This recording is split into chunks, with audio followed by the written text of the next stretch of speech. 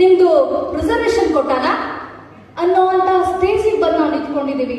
ಇಂತಹ ಆಧುನಿಕ ಜಗತ್ತಿನಲ್ಲಿ ಅಥವಾ AI ಜಗತ್ತಿನಲ್ಲಿ ಇಂಥವುಗಳು ಬೇಕಾ? ಎತ್ತ ಹೊರಟಿದ್ದೇವೆ ಹಾಗಿದ್ರೆ ನಾವು 21ನೇ ಶತಮಾನದ ಒಳಗಡೆ ನಮ್ಮ ಉನ್ನತ ಸ್ಥಾನ, ಅಕ್ಷರ ಎಲ್ಲವನ್ನೂ ಬಲ್ಲವರು ನಾವೇ. ಯಾರು ಹೆಚ್ಚು ಕಲಿತೀವಿ ಅವರೇ ಲಿಂಗ ತಾರತಮ್ಯವನ್ನ ಮಾಡ್ತಾರೆ, ಯಾರು ಹೆಚ್ಚು ಕಲಿತಿದ್ದಾರೆ ಅವರೇ ಜಾತಿ ತಾರತಮ್ಯವನ್ನ ಮಾಡ್ತಿದ್ದಾರೆ, ಯಾರು ಹೆಚ್ಚು ಕಲಿತಿದ್ದಾರೆ ಅವರೇ ಮೌಢ್ಯ ಮೂಢನಂಬಿಕೆಗಳನ್ನ ನಂಬುತ್ತಿದ್ದಾರೆ. ಇವತ್ತಿಗೂ ಎಷ್ಟು ಜನ ನಾವು ಭವಿಷ್ಯವನ್ನ ನೋಡ್ಲಾರ್ದನೆ ನಮ್ ದಿನ ಶುರು ಮಾಡ್ತೀವಿ ಹೇಳ್ರಿ ನೋಡೋಣ, ಹೌದಲ್ವಾ? ಎಷ್ಟರ ಮಟ್ಟಿಗೆ ನಾವು ಕಲ್ತಿದ್ದೀವಿ, ನಾವು ಅಕ್ಷರ ಕಲ್ತಿದ್ದೀವಿ, ಉನ್ನತ ಹುದ್ದೆಯಲ್ಲಿದ್ದೀವಿ, ಆದ್ರೂ ಕೂಡ ನಮ್ಮ ದಿನಚರಿ ಶುರುವಾಗೋದು ಭವಿಷ್ಯವನ್ನ ನೋಡಿ. ಬೆಕ್ಕ ಅಡ್ಡ ಬಂತಂದ್ರು ಈಗಲೂ ಕೂಡ ನಿಂತ್ಕೊಂತೀವಿ. ಯಾರೋ ಖಾಲಿ ಕೊಡ ತಗೊಂಡ್ ಬಂದ್ರೆ 2 ಹೆಜ್ಜೆ ಹಿಂದಿಡ್ತೀವಿ. ನಾವು ಯಾರು? ಅಕ್ಷರಸ್ಥರು. ಇಂಥವುಗಳೆಲ್ಲದರ ಮಧ್ಯೆ ಒಂದು ನಿಮಗೆ ನೆನಪು ತರೋದಕ್ಕೆ ಇಷ್ಟಪಡ್ತೀನಿ. ಸುಪ್ರೀಂ ಕೋರ್ಟಿನ ಆದೇಶ ಬಂತು ನಿನ್ನೆ ಮೊನ್ನೆ ಶುಕ್ರವಾರ ಮಾತ್ರ, ಇದೇ ಶುಕ್ರವಾರ. ಇನ್ನೂ ಬಿಸಿ ಬಿಸಿ ಹಾಟ್ ಆಗಿರುವಂತಹ ಒಂದು ಕಂಟೆಂಟ್ ಇದು.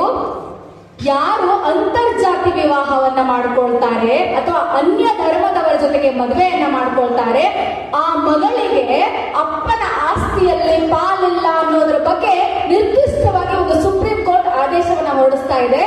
ಹಾಗಿದ್ರೆ ಎತ್ತ ಹೊರಟಿದೆ ಜಗತ್ತು? ಯಾವುದು ಬೇಕಾದ್ರೆ ನಮಗೆ ಒಂದು ಕಡೆ ಅಂಬೇಡ್ಕರ್ ಅವರು ಹೇಳ್ತಾರೆ, ನಾನು ಹಿಂದುವಾಗಿ ಹುಟ್ಟಿದ್ದೇನೆ, ಹಿಂದುವಾಗಿ ಸಾಯುವುದಿಲ್ಲ ಅಂತ ಒಂದು ಕಡೆ ಒಂದು ಮಾತನ್ನ ಹೇಳ್ತಾ ಇರ್ತಾರೆ. ಅಂತಹದರ ನಡುವೆ ಸುಪ್ರೀಂ ಕೋರ್ಟಿನ ಆದೇಶ ಎಂತದ್ದು ಬರ್ತಾ ಇದೆ ಅಂತನ್ನುವಾಗ ಯಾವುದು ಸರಿ ಯಾವುದು ತಪ್ಪು ನಿಮ್ಮಗಳಿಗೆ ಬಿಡ್ತೀನಿ ನಾನು, ನೀವೇ ಅದರ ಆಲೋಚನೆಯನ್ನ ಮಾಡ್ರಿ. ಇವತ್ತಿನ ನನ್ನ ವಿಷಯಕ್ಕೆ ನೇರವಾಗಿ ಬರೋದಾದ್ರೆ 12ನೇ ಶತಮಾನದ ವಚನಗಾರ್ತಿಯರು ಸಮಷ್ಟಿಯ ನೆಲೆಯಲ್ಲಿ ನಾನು ಚೆನ್ನಾಗಿರ್ಬೇಕು, ನನ್ನ ಎದುರುಗಡೆ ಇರುವಂತವರು ಚೆನ್ನಾಗಿರ್ಬೇಕು ಎನ್ನುವ ನಿಟ್ಟಿನಲ್ಲಿ ತಮ್ಮ ವಚನಗಳನ್ನ ಬರಿತಾ ಇದ್ದಂತಹವರು. ಅಂತಹ ವಚನಗಳಲ್ಲಿ ನಾವು ನೋಡೋದಾದ್ರೆ ಅವುಗಳನ್ನ ಒಂದೆರಡು ಉಲ್ಲೇಖ ಮಾಡೋದಾದ್ರೆ ಆ ವಚನಗಳು ಎಲ್ಲಿಂದ ಹೊರತು ಜನಪದ ತ್ರಿಪದಿಗಳ ಮುಂದಿನ ಭಾಗವೇ ವಚನಗಳು ಅಂತ ಹೇಳಿ ಅನೇಕ ದಾರ್ಶನಿಕರು ಹೇಳ್ಕೊಳ್ತಾ ಬರ್ತಾರೆ. ತನ್ನ 21ನೇ ಶತಮಾನದಿಂದ 12ನೇ ಶತಮಾನದಿಂದ ಅವರು ಹೇಳ್ತಾ ಹೆಜ್ಜೆ ಹೆಜ್ಜೆಗೂ ಬರ್ತಾ ಇರಬೇಕು ಅಂತ ನಿಲುವಿನಲ್ಲಿ ನನಗೊಂದು ಸಣ್ಣ ತ್ರಿಪದಿ ನೆನಪಾಗ್ತದೆ. ಅವುಗಳನ್ನು ಹೇಳಿ ನಾನು ಹೋಗ್ತೀನಿ. ಜನಪದ ವಿಶ್ವವಿದ್ಯಾಲಯದವರಾಗಿರೋದ್ರಿಂದಲೇ ಒಂದು ಜನಪದನ ತಮ್ಮ ಎದುರುಗಡೆ ನಾನು ಪ್ರಸ್ತುತ ಪಡಿಸ್ತಾ ಇದ್ದೀನಿ ಇಲ್ಲಿ. ಅತ್ತೆ